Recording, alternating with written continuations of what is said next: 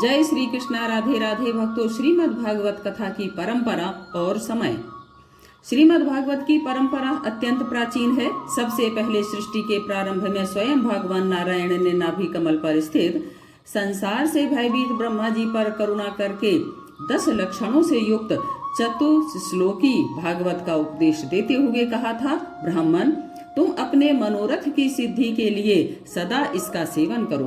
ब्रह्मा जी श्री भागवत का उपदेश पाकर बड़े प्रसन्न हुए और उन्होंने भगवान की नित्य प्राप्ति तथा 7 आवरणों को भंग करने के लिए श्रीमद् भागवत का सप्ताह पारायण किया। इससे उनके सभी मनोरथ पूर्ण हो गए। ये 4 श्लोक वर्तमान में श्रीमद् भागवत कथा में द्वितीय स्कंध के 9वें अध्याय में 32 से 34 तक हैं। भगवान ब्रह्मा जी ने इसका उपदेश अपने मानस पुत्र देवर्षि नारद को किया और नारद जी ने सरस्वती नदी के किनारे तपस्यावन में श्री वेद व्यास जी को इसका ज्ञान प्रदान करते हुए उसका विस्तार करने की प्रेरणा दी।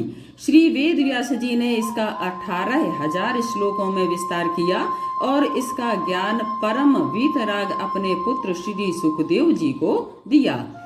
श्री सुखदेव जी ने मृत्यु के मुख में आसीन राजा परीक्षित को इसका उपदेश किया, जो मुख्यतः श्री सुखदेव जी तथा राजा परीक्षित के संवाद रूप में है।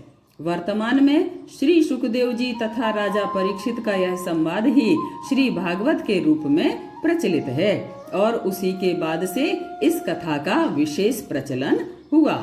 भगवान श्री कृष्ण के स्वधाम गमन के बाद कलियुग के 30 वर्ष के कुछ अधिक बीत जाने पर भाद्रपद मास की शुक्ला नवमी को श्री सुखदेव जी ने कथा आरंभ की थी।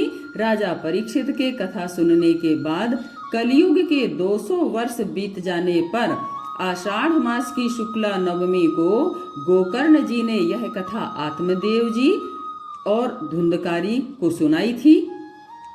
इसके पीछे कलियुग के 30 वर्ष और निकल जाने पर कार्तिक शुक्ला नवमी से यह कथा सनकादि मुनियों ने प्रारंभ की थी। श्री सूत जी ने इसी कथा को नैमिषारण्य में शौनकादि मुनियों को सुनाया था, जिससे ज्ञान तथा वैराग्य का पुनः जागरण हुआ। इस प्रकार श्रीमद् भागवत की यह परंपरा अत्यंत प्राचीन है। जय श्री कृष्णा। राधे राधे।